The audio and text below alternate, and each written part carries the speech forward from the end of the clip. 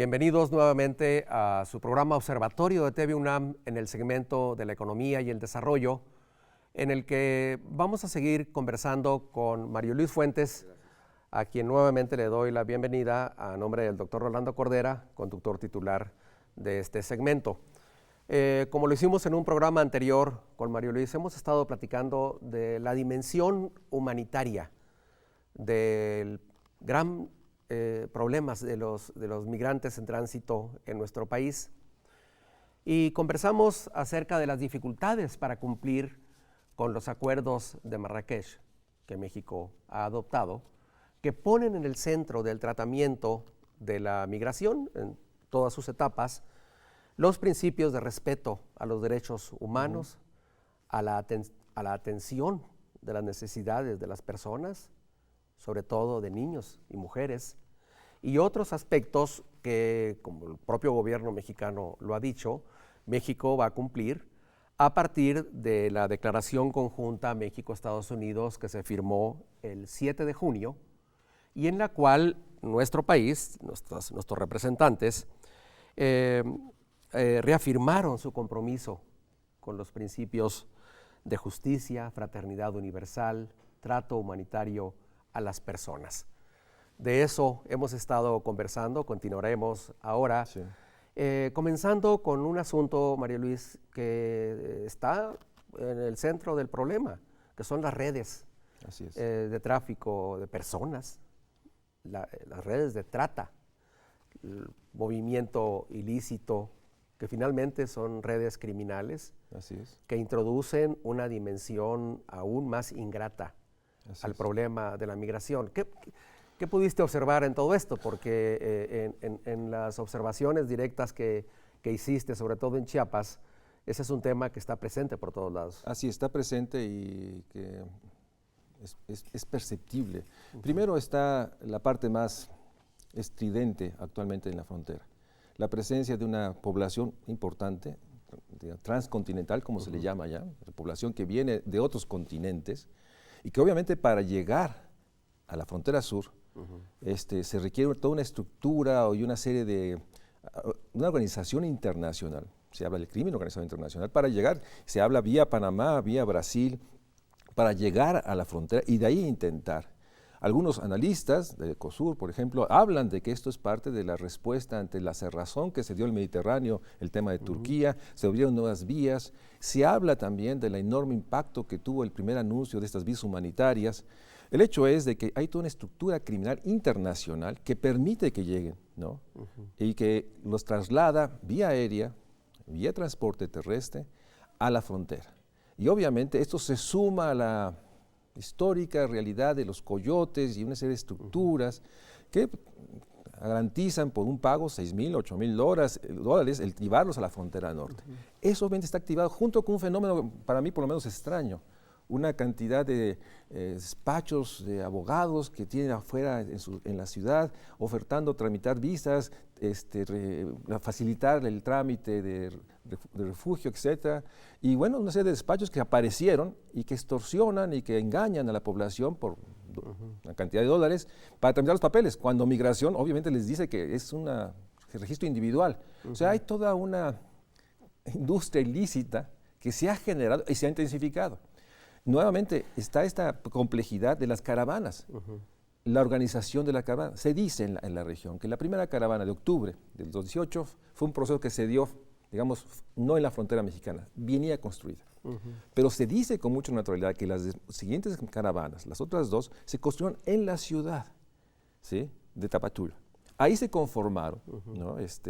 Y ahí se estructuró y ahí se da una visibilidad muy grande que por una parte invisibiliza la otra realidad, la migración molecular de muchos individuos solos, niños, niñas, mujeres, o familias, pequeños grupos que se esparcen. Entonces sí hay toda una realidad de una economía negra, oscura, que se ve en la ciudad. Ves en la ciudad de pronto una actividad comercial que es por estas transferencias y estos negocios, acompañado con estas partes oscuras de la ciudad en donde están los transcontinentales, al lado del río Suchiate, gente viviendo en condiciones realmente que ponen en riesgo toda su humanidad. Y toda esta gran dimensión del desmantelamiento de las redes de financiamiento y transporte ilegal de migrantes, es uno de los temas que quedaron incluidos en la Declaración Conjunta México-Estados Unidos. De tal modo que estamos a mitad de 2019, enfrentándonos a una realidad de muchas capas, de antiguos problemas heredados de tráfico ilegal de personas, de maltrato a los migrantes, de corrupción en las organizaciones gubernamentales que atienden el tema y que apenas estaba empezando a erradicar, de dificultades, de respuestas de la sociedad mexicana tratando de aprovechar la condición de los migrantes. Es decir, una complejidad enorme que evidentemente no se va a resolver solamente con la presencia de las fuerzas militares y de la Guardia Nacional, y que requiere, en efecto, un trabajo conjunto con los países del norte de Centroamérica para atacar las causas estructurales de la migración.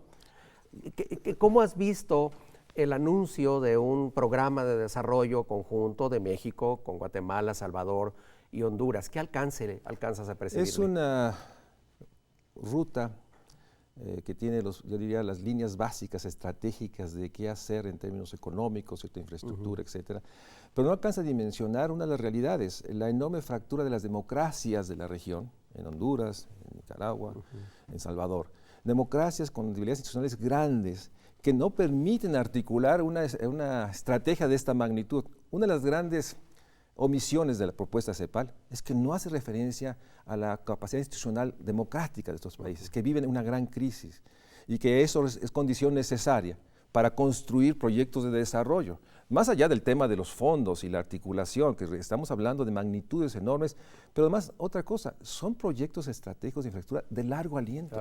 10, 15 años, que presuponen una capacidad gubernamental para articular. Cuando tenemos estados que están bajo unas estructuras, digamos, oligárquicas, con grandes problemas de derechos humanos al interior, con rupturas profundas. Entonces, es una propuesta aspiracional importante, pero no llega al fondo de que se requiere fortalecer los estados nacionales para poder aprovechar, en el caso que los hubiera, los fondos internacionales de esas magnitudes para poder revertir lo que sabemos, estados, economías fracturadas por las crisis recurrentes agrícolas, precios del café, estados fracturados por una violencia, digamos, estructural, histórica, brutal, que hace que las familias migren, estados que están fracturados por una corrupción endémica al interior, en el cual son las razones reales que están impulsando y no se van a resolver en el corto plazo. Estás mencionando, de hecho, las causas estructurales de la migración y, en efecto, el diagnóstico de la CEPAL, la Comisión Económica para América Latina y el Caribe, señala con toda claridad que aproximadamente el 65% de los migrantes lo hacen por razones económicas, por falta de empleo, por crisis económica en sus lugares de origen, y luego una proporción también muy alta por una causa directa, insuficiencia del ingreso y las malas condiciones de trabajo. Pero también, como dices, está la violencia, la inseguridad en el lugar de origen, motivos familiares, reunirse con miembros de la familia que ya migraron. Hay entonces en el origen una situación económica crítica y además, como bien apuntas, un problema de crisis y de fractura en los estados nacionales y una incapacidad para ofrecer opciones atractivas en el lugar de origen. Para articular esta posibilidad de inversiones.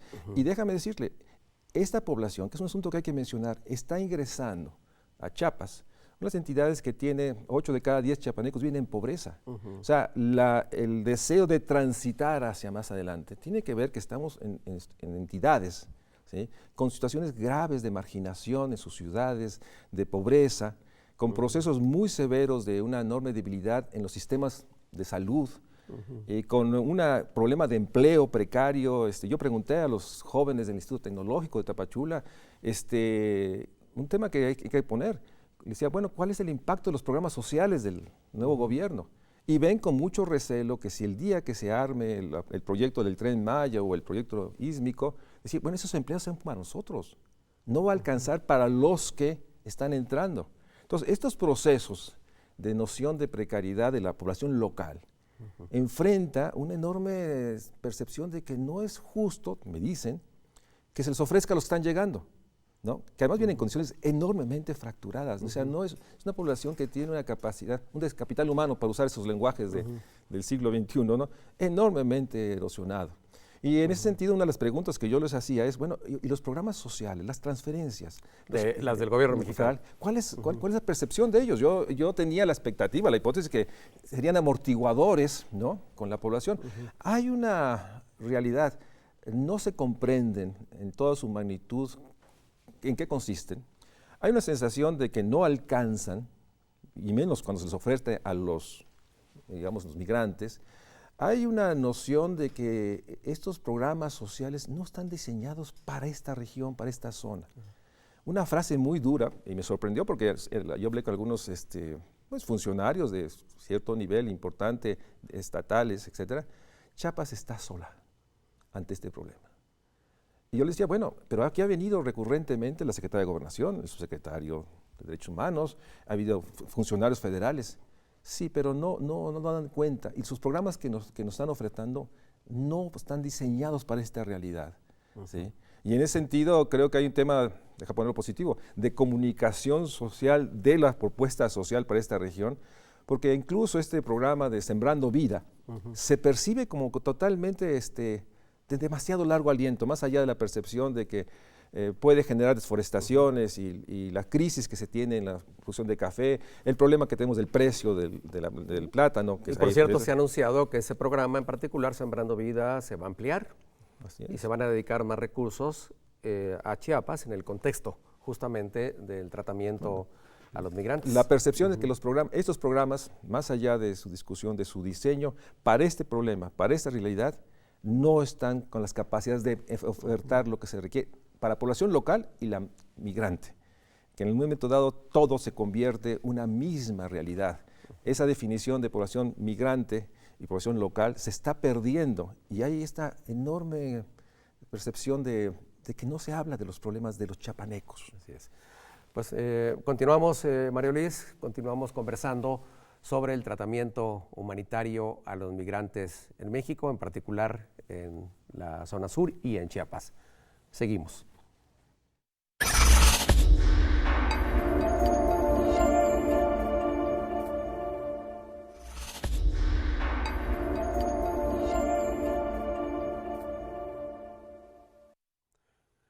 Continuamos conversando con Mario Luis Fuentes sobre la dimensión humana, el trato humanitario a las personas que migran, en particular a los más vulnerables, niños, mujeres, en un contexto extremadamente complejo, porque este agravamiento del problema de la migración y el trato a las personas que migran se da en un marco extremadamente complejo, en una situación de desaceleración económica en nuestro país, en el marco de una tensión comercial con los Estados Unidos, en la cual el presidente Trump no deja pasar la oportunidad de amenazar con la aplicación de aranceles, que fue lo que forzó el acuerdo del 7 de junio, pero también en el contexto de una campaña electoral en Estados Unidos que va a mantener el tema en una tensión permanente.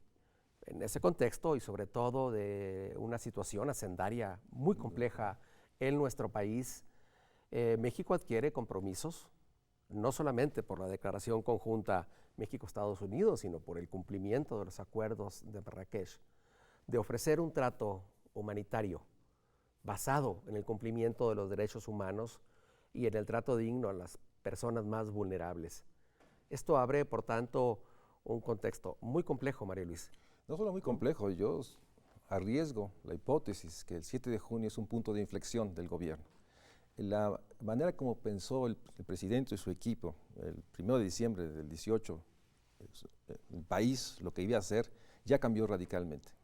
Y eso puede tener magnitudes como tuvo en su momento la realidad que se dio en diciembre del 94 con Zedillo y después en octubre del 14 con el presidente Peña con la enorme crisis de Ayotzinapa. O sea, y el tema es que lo que vemos es que no hay ese reconocimiento porque se da esta inflexión, esta demanda, presión en la estrategia de seguridad de que estos 6,000 miembros de la Guardia Nacional estaban seguramente diseñados para otras regiones, ahora tendrán que estar ahí en la frontera, y vale la pena señalarlo, cumplir funciones que no fueron pensadas cuando se discutió el tema. O sea, ha señalado el diputado Muñoz Ledo con una claridad y una precisión que debemos reconocerle. Y por otra parte, se enfrenta con una situación, déjame ponerlo en términos sociales, una enorme debilidad acelerada del sistema de salud. O sea, ya los hospitales, las unidades, etcétera, venían viviendo una austeridad, yo diría, reclamable, exigible, porque no es posible. Y desde mucho antes de la actual crisis presupuestaria. Así es. Entonces, hay una crisis presupuestaria en el ámbito social, el ámbito ambiental que tú has documentado. Hay una realidad de la amenaza, las calificadoras que ponen todo el tema, siempre amenazante, y en ese contexto se da esta presión en las fronteras, en las ciudades, que van a requerir una inversión específica. Cierto es, yo he oído que los funcionarios de las áreas dicen, bueno, en términos de porcentaje del total de la población, 126 millones, estos números no son significativos. No, es que es una regla de tres errónea. Es la realidad que estos grupos de 10,000, 20,000, 80,000, que es uno de los temas que no hemos tocado, que no tenemos una magnitud de cuántas personas van a estar en las ciudades. No sabemos a ciencia cierta cuál es la magnitud humana del problema. ¿No? Y obviamente el enorme peso de que cada uno de estos niños migrantes, adolescentes migrantes, familias migrantes, requiere una cantidad de apoyos que se suman a la exigencia de apoyos que requiere la población local pobre, marginada de las ciudades de nuestro país. Es decir, se va a sumar sobre la que ya tenemos, porque obviamente hay una gran demanda por el abasto de medicinas, para usar el referente que el presidente insiste como expresión de la crisis sanitaria que tenemos. Le has llamado un punto de inflexión. Algunos analistas y estudiosos, sobre todo en Estados Unidos, han ido un poco más allá. Han dicho que la situación que se presentó a principios de junio en la relación México-Estados Unidos representó una fractura, dicen algunos. Otros dicen más suavemente una fisura permanente en la relación bilateral desde el momento en que obligadamente por la presión de Estados Unidos se integraron las negociaciones comerciales con las negociaciones migratorias que tradicionalmente se habían mantenido separadas. Y esto, dicen muchos analistas, es por lo menos una fisura en la relación, porque de hoy en adelante siempre va a estar presente la amenaza comercial. Así es. En un contexto en el cual todavía no se aprueba, todavía no se ratifica el nuevo Tratado de Libre Comercio México, Estados Unidos y Canadá. Y en efecto esto entonces viene a introducir un mayor grado de complejidad e incertidumbre a la propia política nacional. Y a la propia política de seguridad, porque el gran tema, algunas últimas encuestas hablan que la percepción de que el gran problema de corrupción ha bajado por la manera como lo ha manejado el presidente, pero el tema de inseguridad y económico está creciendo. Entonces, el tema de un país inundado de violencias, de homicidios y de fosas, etcétera, suma todas estas presiones. Y obviamente, yo creo que el presidente tendrá que hacer un nuevo diagnóstico y plantear con una de las grandes necesidades urgentes del país. No hay manera que la austeridad se mantenga y se requiere plantear, se ha dicho aquí muchas veces por todos ustedes en el programa, una profunda reforma hacendaria que permita en el 2020 dar recursos para enfrentar el nuevo escenario global y nacional.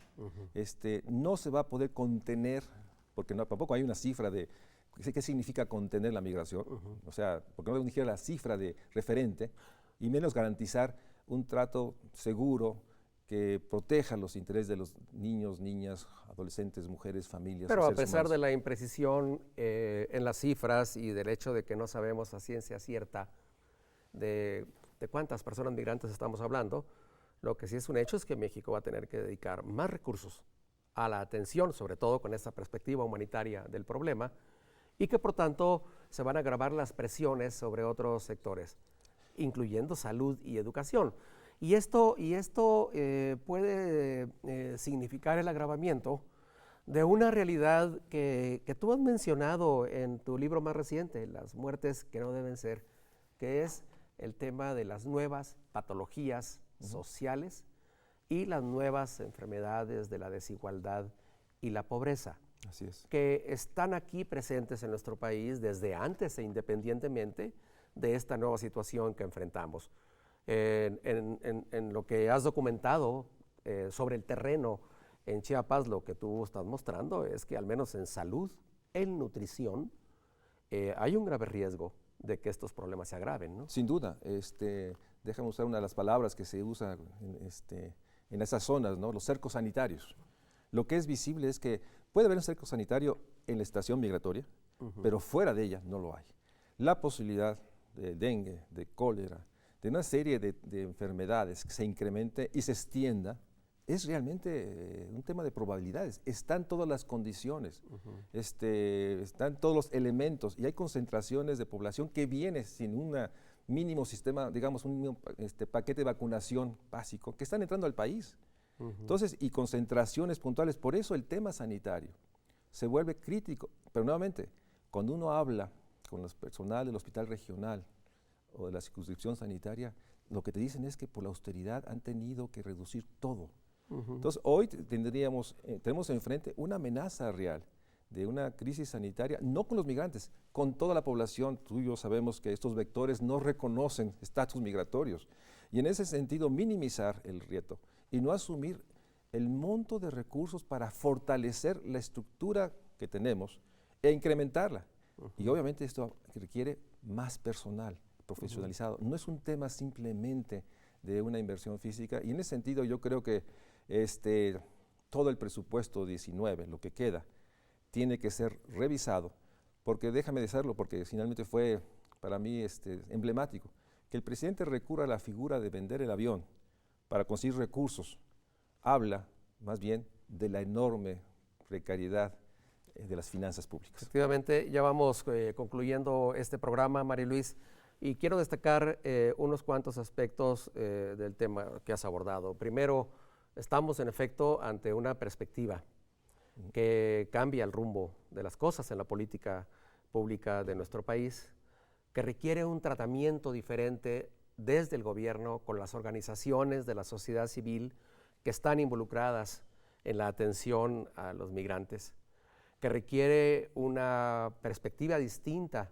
de la relación con los municipios y los estados, no solamente en el sur del país, sino también en los retenes que de hecho se están creando en las ciudades del norte de México, que pone un reto a la ya de por sí complicada situación presupuestaria, porque va a exigir más recursos para la atención de salud, educación y empleo de los migrantes, y que supone un escenario complejo para cumplir con estos acuerdos que México ha asumido, los acuerdos de Marrakech, que ponen en el centro de la atención a los migrantes la protección humana, el respeto a sus derechos.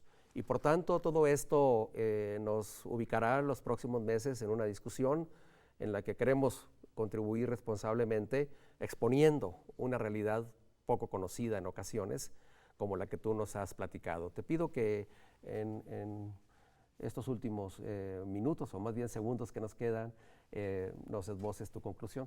Bueno, en ese sentido creo que es importante hacer la narración de lo que está pasando. Tú lo señalaste en su momento.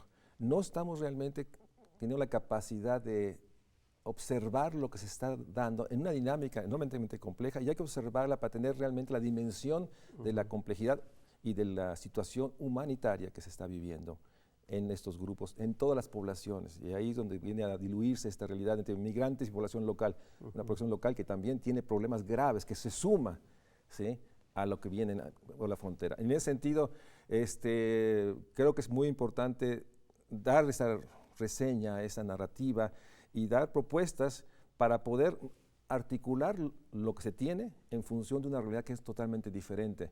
Por lo pronto, en las ciudades fronterizas, estas 3 ciudades que están recibiendo, en la frontera sur, y esta realidad, y esa sería mi conclusión, la enorme amenaza que ante la presencia de grandes grupos de seguridad haya un incidente mayor, no solo con los migrantes, con la población local. Tenemos que saber que en esta zona, hoy por la presión, se está disgregando a las zonas de los pueblos indígenas. La presencia de cuerpos militarizados o cuerpos de seguridad es un riesgo muy alto en zonas donde hay conflictos religiosos, conflictos de tierras, realmente una conflictividad social muy alta. No podemos minimizarla porque estamos observando nada más el tema migratorio en un territorio que se ha ido caracterizado por una gran conflictividad social. Eso es un tema que hay que Qué estar bueno que observando. incorporas esta dimensión, la de los pueblos y comunidades indígenas, los pueblos y comunidades originarias del estado de Chiapas, cuya atención no debemos postergar ni olvidar Así es. en este nuevo contexto que estamos enfrentando. Mario Luis, te agradezco mucho Al contrario, muchas gracias la por presencia, tu la conversación oportunidad. en este programa. Creo que has aportado muchos elementos para la mejor comprensión del problema. Muchas gracias por su atención a este programa de Observatorio de TV UNAM.